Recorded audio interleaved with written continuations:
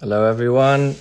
Good evening from San Sebastian in close by the Spanish border. Today we're going to go live with Matias and Stefano, talking about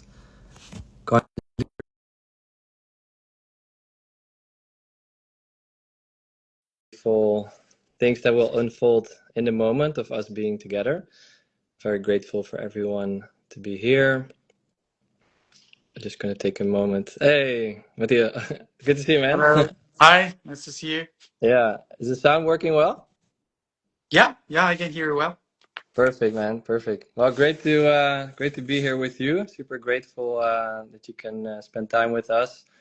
Really looking forward to see you in real life in a month from now. A little bit over a month. We're going to go to Egypt for symbiosis. It's a beautiful week where 30 conscious leaders come together for a transformational experience. And I'm just super happy that you and Mel together are going to come with us, and we're going to go around the Sphinx, and we're going to go into the King's Chamber and a lot of more magic.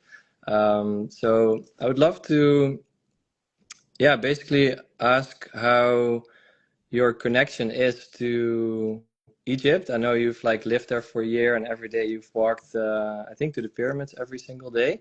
But I'm very curious to learn your relationship with the pyramids, and specifically the Sphinx and the King's Chamber, as part of our conscious evolution. Well, first of all, thank you for inviting me, and I must say that it was right on the perfect moment because usually for me the date 11/11 is the beginning of so many things. Um, um, like all my path, my journeys, and everything that I've done started on 11/11, and I usually think, what am I going to do that day? What is the important thing happening that day? And I was this year preparing everything that I have to do in the next 3 years, and so for me it was like, okay, we have to get ready for everything. And I was checking my calendar and it was like 11/11. It's like I have nothing in that moment, so we have to plan something.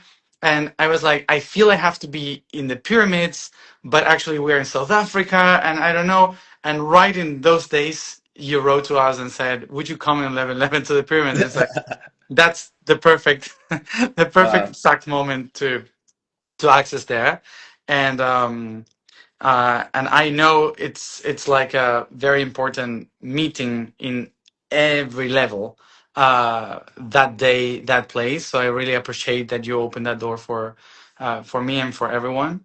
Um, and this place for me, I call it the axis of the world. In all my journeys, but also in every journey of every person on planet Earth, that point was the axis of all consciousness and the point where our ideas of who we are kind of started as a civilization. So Giza, it's like a huge server for the information of the ancient time, and it's a power source for whatever we want to do in the future.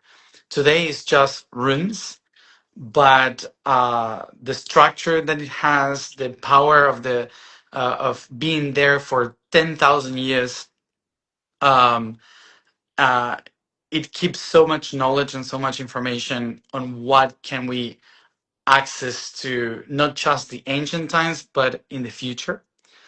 That that I think that's what attracts me the most about that place. It's not that it's a place telling us about what happened. It's a place that is guiding us towards we are going. Mm. And yeah, it's just we have to learn how to see it beyond the dust and the ruins. Yeah. Yeah, for sure. And it's just fascinating how every time more things are being discovered about it and around it, and it also feels kind of like remembering. And we also did a few experiences with Robert Edward Grant, that you obviously are also a good Yeah. friend of. And I think he was there like a week ago or something. But then obviously like what's happening like underneath it also, and yeah, and then the fact that we will be inside like the King's Chamber. I was just watching also Robert's Codex episode where they mapped out the King's Chamber like in a.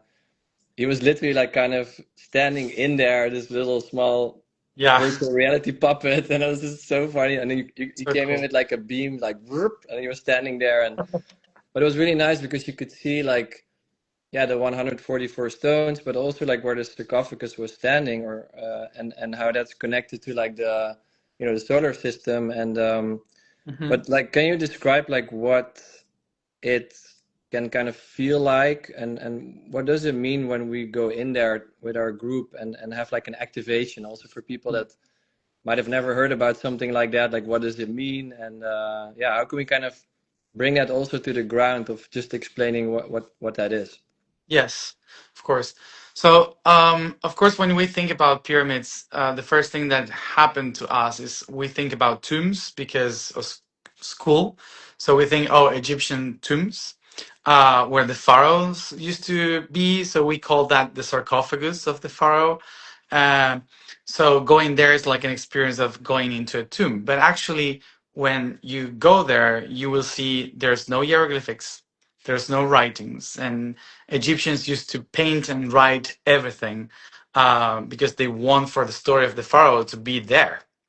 Mm. And so, of course, there's nothing of that. Um, the stones that are used are not the same stones that have been used for other types of temples or anything like that.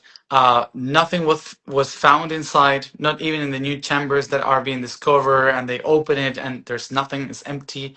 Mm. um, so sometimes even for people that have been following me for years, when they go there, it's like, oh, I didn't expect this. Because we have this in our minds that it's telling us it's a tomb, there are hieroglyphics and so on, and it's nothing like that. And you can tell that when you are inside, the only important thing that actually happens is sound. So I always say that when you enter a place like this, you should be in silence and pay attention to the tiny sounds that happen there. We tend to speak to see the echoes of the chambers, but actually, it's really nice to honor that this is a sacred place for sound, and Mm. that the whole construction, uh, it creates a point of gravity on the planet that it brings um, so much energy to that territory that is very important related to it's like for me, like putting a pyramid in a in there is like putting a needle in acupuncture. So you Mm. press something that creates a whole reaction in the nerve system, and it looks tiny, but actually for the planet is like a constant needle bringing data and information in the nerve system of the planet. Wow. And there's something lacking in the pyramid, which is the consciousness, because the pyramid is the needle, but the mind that brings the needle to the right point is is the human mind. So when you enter there, it's all empty. But the reason why it's all empty is because you have to fill it up with consciousness. Mm. So that's why is a very powerful but very powerful place to go and to sit and to experience, because you realize there that you are the technology, that the human is the technology and the rest is just a supporter for that to amplify and to access everywhere. And that's what I like to do there, to Mm. help people experience how you can amplify yourself just by sitting there and connecting with the center of it. Mm. Yeah, wow.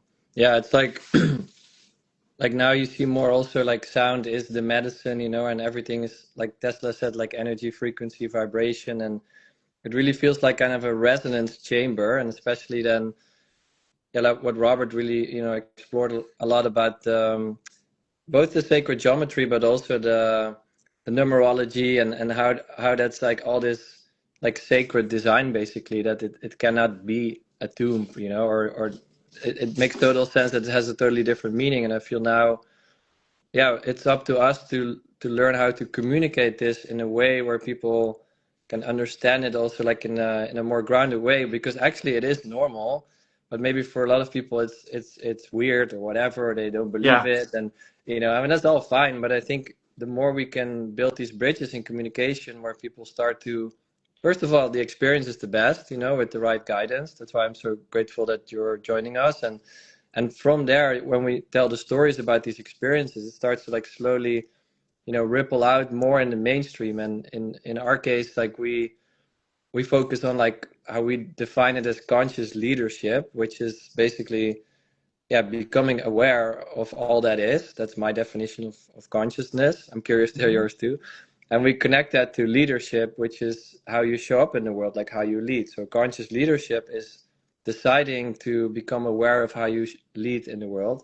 And Mhm. by having this activation, it's we come in with that intention of, this group of conscious leaders that want to really remember deeper who they are, and from there shift their vibration and then go back into the business world to, yeah, to lead with love. That's basically also 500. So conscious 500 is a wink to the Fortune 500, but it's not a ranking system and it's not about the companies, but it's 500 conscious leaders all coming together as one.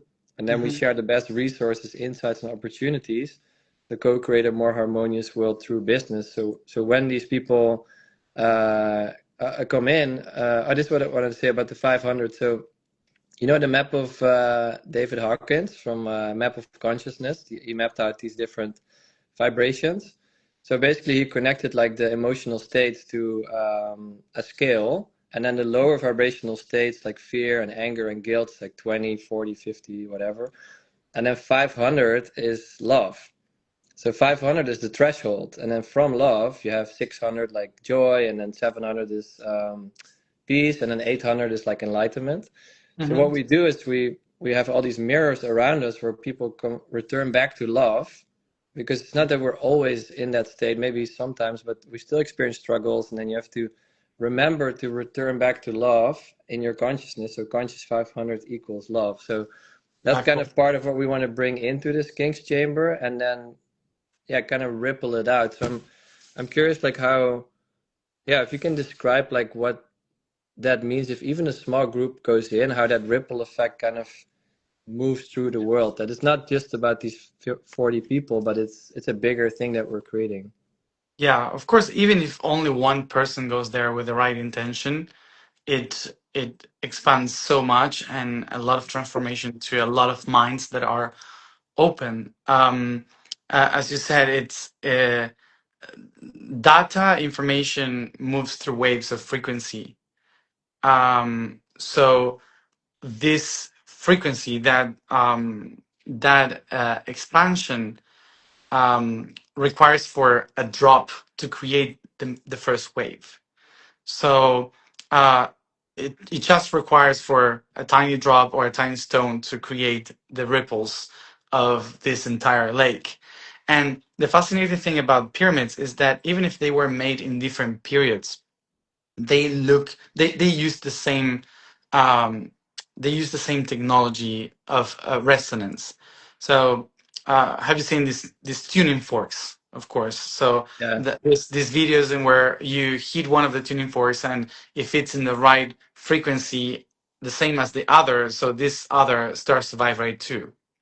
So a lot of pyramids work in the same way. So when Mm. one of the pyramids starts to resound in the right frequency, suddenly many other pyramids or temples around the planet that are built or are constructed with intention of that same frequency, they start to vibrate too. Mm. So it is not that you have 100 people inside or one people inside. It's about the resonance that they reach, because a lot of people can reach a lower frequency than only one person if many people are confused. So a lot of Mm. people confused inside the Great Pyramid could be also not vibrating for the network, but when you kind of tune in the right frequency with the right intention, and all together are balancing in the same uh, in the same tune. So it's like this tuning fork that Mm, starts to vibrate, and suddenly everywhere in the network that is connected to that point starts to vibrate. mm, And this happens in all the consciousness of the planet through the Great Pyramid of Giza, because it's the most known place where people go every day and every night to connect with something. So thousands and thousands of people all over the world know the Great Pyramid of Giza. Most of the spiritual people in the world have the pyramid as a north, like a point to observe. uh, a lot of people have connected with the pyramids, even if they haven't been there. A lot of people remember past lives there. A lot of people are drawn to Egypt, and of course, the Great Pyramid of Giza is like the apex of the middle point of all of that information. So that means that the Great Pyramid of Giza, for many of the people that are working in consciousness, represents like this pineal symbol. mm, So it's like vibrating inside. So whatever work you do in the Great Pyramid, it's adding to that vibration.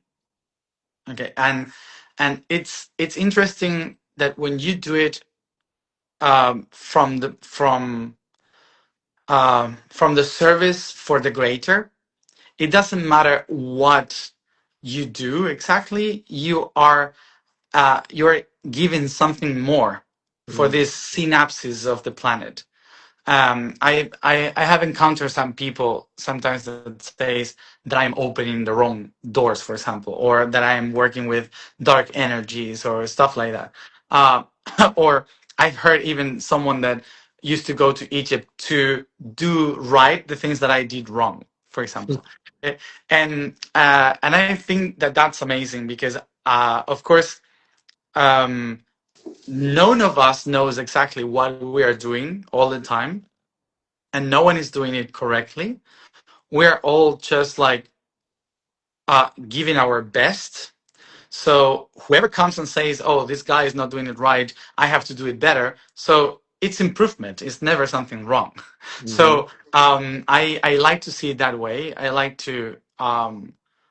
to see that um, anything that we can do that is in service for the transformation and and expansion of the mind through consciousness.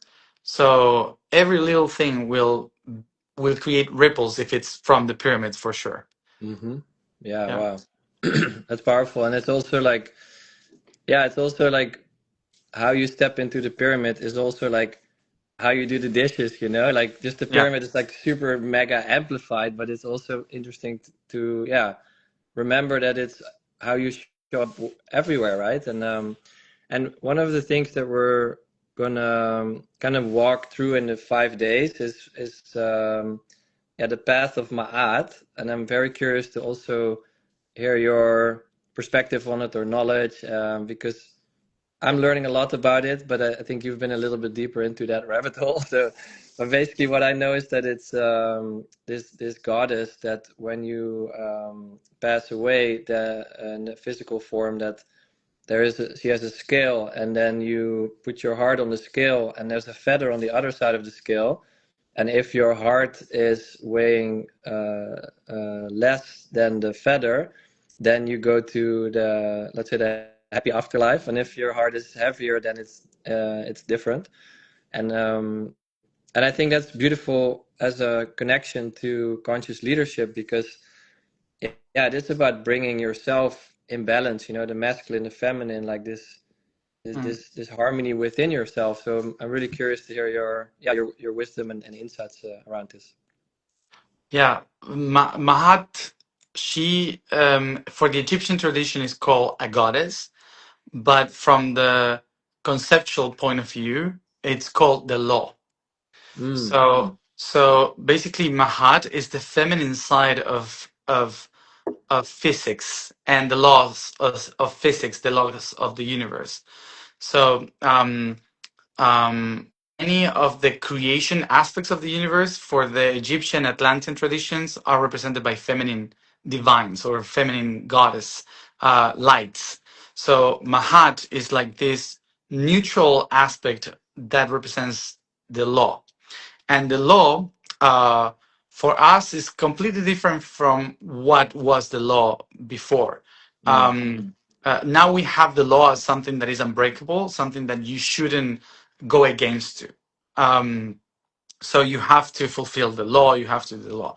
But actually, a law for the universe, for example, is gravity. So you can say gravity will always make you fall down, or you can use the law of gravity to fly correctly Mm. and go to space. So if you know how to use it correctly, it's not that you always will fall down. You can use it for something like flying. So with aerodynamics, you can use the same law in a different way. So so basically, it's like a guideline on how to use the powers of the creation, Mm. and that's how I like to see Mahat. Let's say more than something strict, but because of course the image is like the scale, and the scale actually is a beautiful representation of our mind and our heart, which is emotion equals time, and mind thoughts equals space. So this mind and emotion, brain and heart Mm. needs to be in balance, constant balance, in order for you to use the forces of the creation. Because if they are not in balance, then the forces of the creation uses me. And that's when gravity becomes I fall down instead of I use it to fly. So the whole thing about who crosses to the other side to heaven, let's say, the one that reaches heaven is the one that knows how to use the balance of things and Mm. doesn't allow the universe to control your balance. Um, so to learn about the laws of the universe through the point of view of Mahat as a mother of the law, it really helps to find harmony in the entire process and not being used by the forces of the universe, but to be the creator yourself. Hmm. Wow.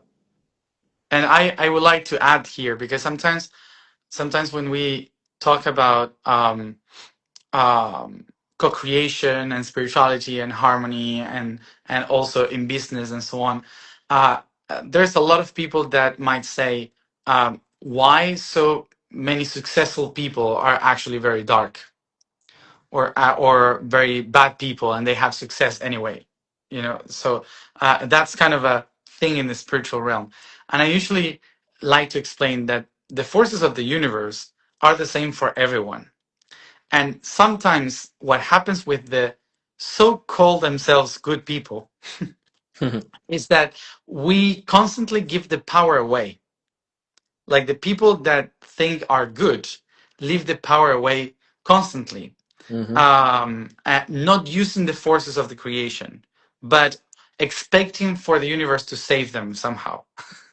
And some people that know how to use this power are very selfish, and they say, "No, I will use the universe in my behalf, and I don't care about how I use it. I will use it. I will learn how to use it, and I don't think about anything else."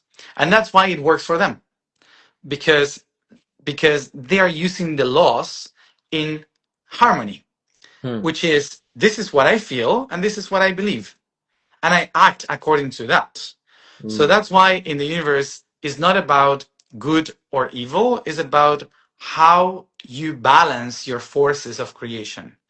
How do you use the law of gravity? You can use the law of gravity to push someone or, from the fifth floor, or use the law of gravity to build a, an airplane to take people on a trip. So so you can use the same law in different ways, but usually the people that give the power away, they judge what the others are doing with the laws instead of do it themselves. And Mm. that's why we give the power away, and it's so difficult to manifest and to create something with those laws without having that power. Mm. Yeah, that's powerful. And it's yeah, I love what you shared about, this feeling that I think a lot of people that are awakening or have awakened or expanding their consciousness, and they feel that call to be of service and to help, right? There's so much pain in the world, there's so much suffering, and we need to do something. I need to do something, and I think that's an important phase of the awakening process that a lot of people experience. And that could be that moment where it's actually really out of balance, because it was not in balance before also, right? Because then you were still kind of, let's say, less aware of what's going on, and then the overgiving is then having no boundaries, and then that becomes also painful and dangerous. But that is then the lesson again, to remember, like, oh wait, I need to keep filling my own cup to experience that abundance within myself, so I can give and receive and create this reciprocity of, yeah, like this kind of ecosystem where we're all in truth sharing, and balancing together with these laws of the universe. So yeah, that's very powerful what you're sharing. Yeah, Yeah, good. well, I think we have 2 more minutes, but I don't want to keep you too long, because you probably have a lot of. Where are you now, actually? Which part of the world? I'm in the north of Switzerland right now. Oh, okay, nice. Yeah. Yeah, maybe like one sort of. I'm thinking about it, kind of a closing thought of, let's say, for people that are not able to join this trip on Egypt, like, what would be, and connected to like conscious leadership, like, what would be in 2 minutes a message that you feel would create the most impact for them to show up, tomorrow at work when they see this video, and they'll be like, wow, like almost like they stepped into the pyramids, like amplified how they shift their awareness of showing up, as the leader in the workspace, so that also the work floor feels like, wow, this person definitely has a different point of view right now. Yeah. Well, first I would say, what is the concept of leader in your tradition? Because a lot of people, we can have leader as someone that is ahead, guiding, opening the path. Someone that is, I don't know, like an artist or whatever. There are so many concepts of what a leader is. So the first thing that we have to think is to take the subject away and to ask ourselves, what is lead? So, Mm, what is leading? So, leading is basically a direction. So, it's I lead towards a specific point. And what is the leading in your biology? The leading in your biology, usually it's your eyes. So, where you point your eyes, you are leading towards. So, you are the leader of the entire body, because you walk, you eat, you see, you talk, you relate with what your eyes are looking for. So, in your biology, in your body, you are the leader through what you see.